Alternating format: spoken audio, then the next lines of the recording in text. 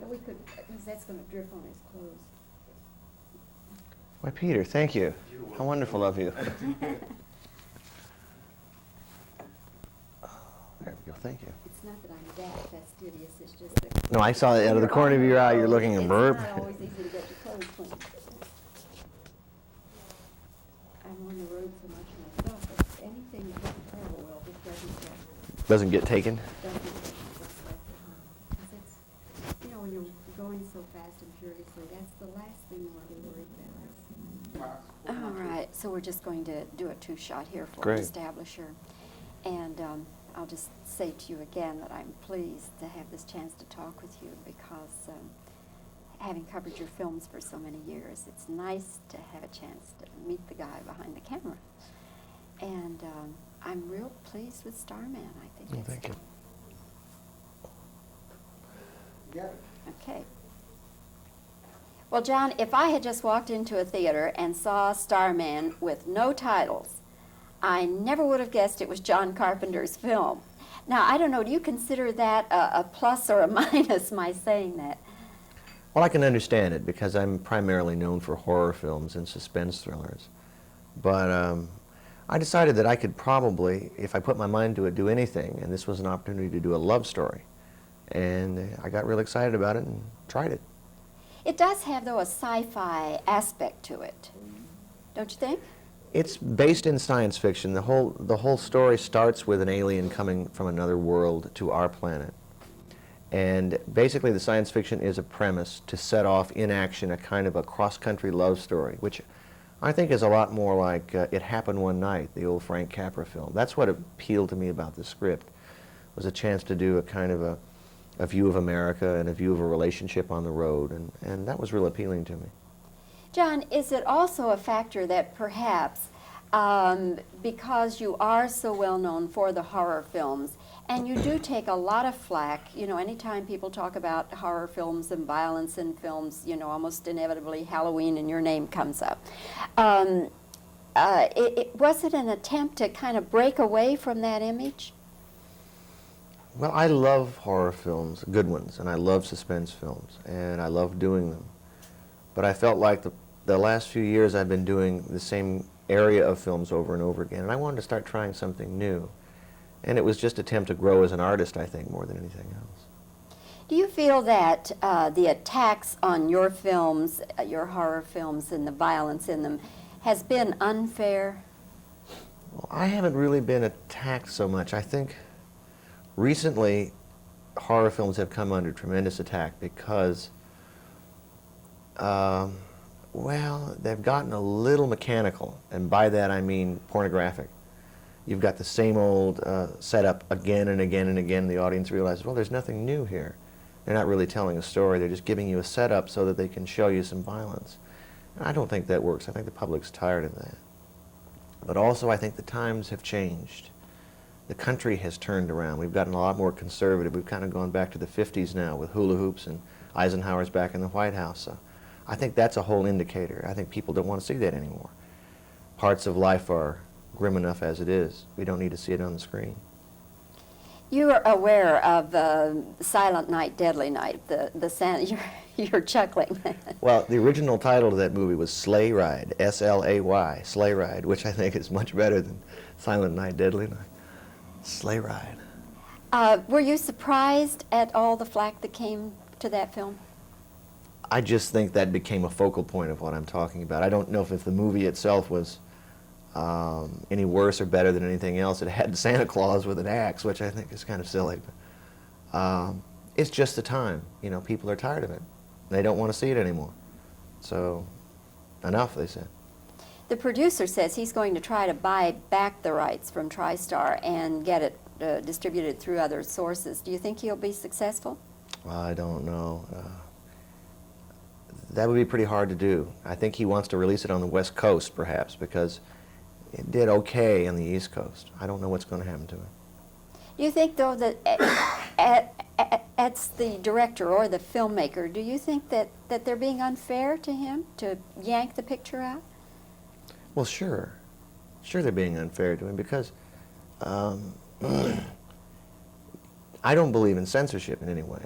And it really upsets me a lot. But he's also making a commercial movie for people. And he's making a commercial film that he wants to show to a public to make money. And the public is saying, there's no way I'm going to go see this. So, in a sense, he's getting a response from the public. We don't want to see this anymore. John, getting back to your film, normally you direct and you write and you even score a number of your films and you've edited a number of your films. Now, in this picture, you are director, period, right? That's right. Do you feel that it's less a John Carpenter film because you just are in the one area? That's a good question.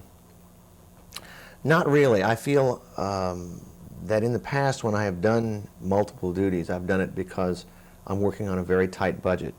For instance, I do the music or I do the writing and I do other jobs besides director because I have to bring a picture in for a certain amount of money.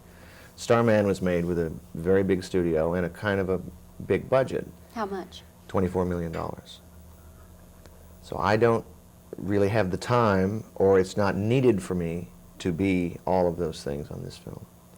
So I can go to people who are better than I am and get better results. But creatively, do you feel as close to the project? Oh yeah, I feel anything that I direct, I feel is mine. I feel that's the primary creative force behind any film. And I feel extremely close to it creatively.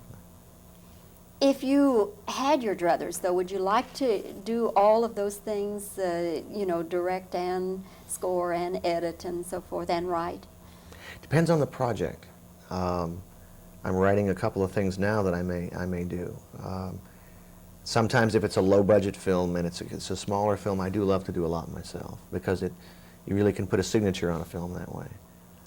For a bigger budget film, something that's more elaborate, something with a bigger scope to it, usually it's better if I don't. Because I'm so busy on a film and because it's fun to bring in other elements, it just depends on the project. Do you find that working with other people, that you can give them your concept, or do you just tend to take what their concept is and try to build around it? Both. I think that's evidenced in the way I work with actors. We'll have a 2-week rehearsal period. We'll all sit down together and read the script. We'll talk about it first. Well, here's the way I see it, and the actor will say, well, here's the way I see it. We'll kind of meld the two ideas. I see myself as someone who tells a story. And telling the story, I want to go from here to here. And I want to be able to use all the colors and the paints all the way through it. And I encourage people to bring themselves to the project, their ideas to it. But I also want it to fit into my overview and my way of telling a story.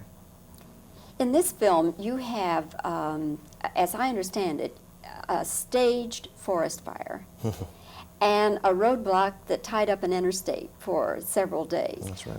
Now, how did you manage to pull that off? With a lot of cooperation from the states that we visited. For instance, Nevada gave us this interstate to shut down and block up for days at a time. We couldn't have done it in Los Angeles because we just couldn't get that kind of cooperation. Tennessee let us burn down several acres of a forest. We had the Forest Service, we had everybody working for us. And that's something that you can't get in Hollywood anymore. They just won't cooperate with you. So it was the film commissions of the various states that we went to who said, hey, come on, you can burn down our forest if you come shoot in Tennessee. But weren't people kind of upset about that? Not at all. They wanted us to burn down the forest. We're going to have to burn it down anyway. It was an area that needed to be denuded. So why not roll our cameras when we do it? So it wasn't like you just went in there to a perfectly beautiful forest and destroyed it? No, oh, okay, okay. No. I could just see the environmentalists. No, we had to check with all the environmentalists and the Sierra Club and everybody. We got everybody's permission to do it. The casting of this picture, did you have a lot of say-so about that, John? Yes, I had the ultimate say-so in it.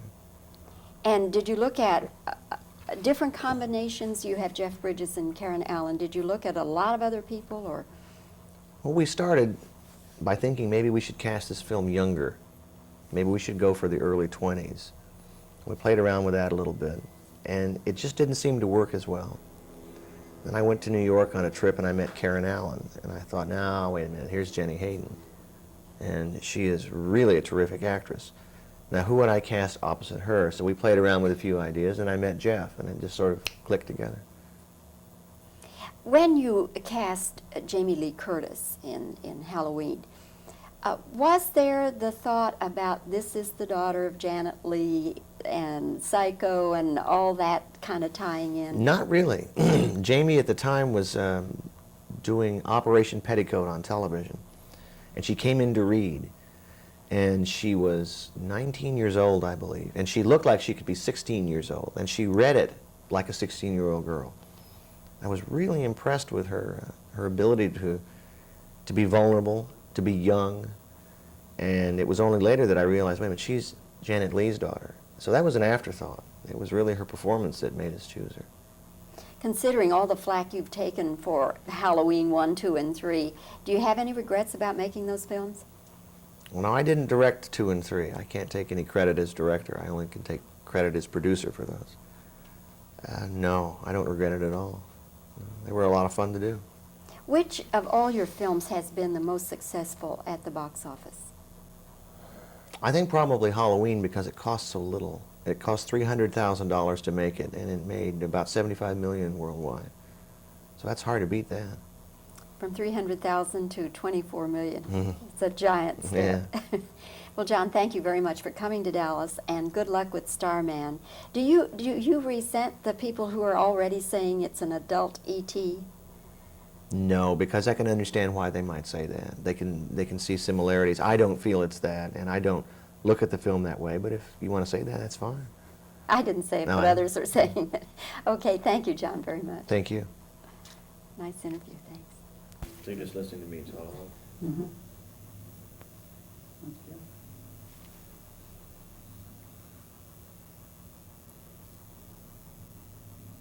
That's good.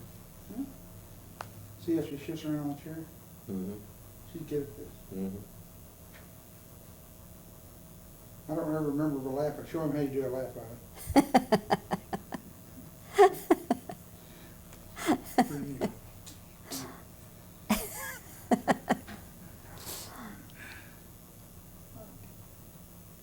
I'll stand by. John, did you especially want to do Starman to give you a change of pace and to avoid the kinds of criticisms you've had for the horror films?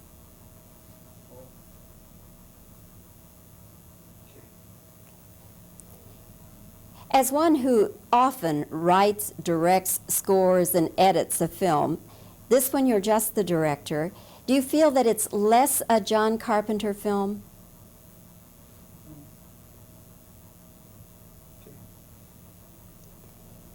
In this movie, you stage a forest fire, you set up roadblocks that tied up an interstate in Nevada for some days. How did you manage to pull that off?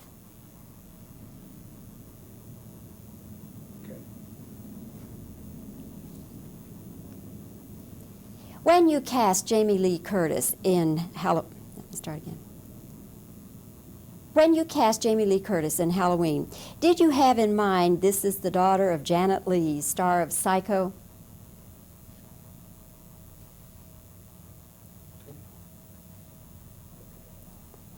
How do you feel about Silent Night, Deadly Night, the controversial film they just pulled?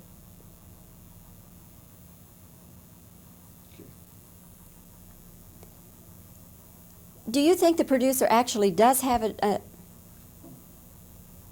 do you think the producer actually can buy back the rights and get it distributed by other means?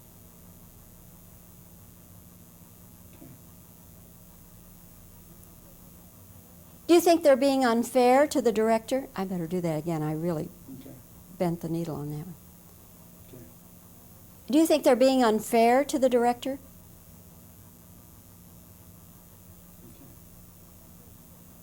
Do you think the criticism of your horror films and the violence, John, has been an unfair attack? I think that'll about do it. I think so. Yeah, I think so.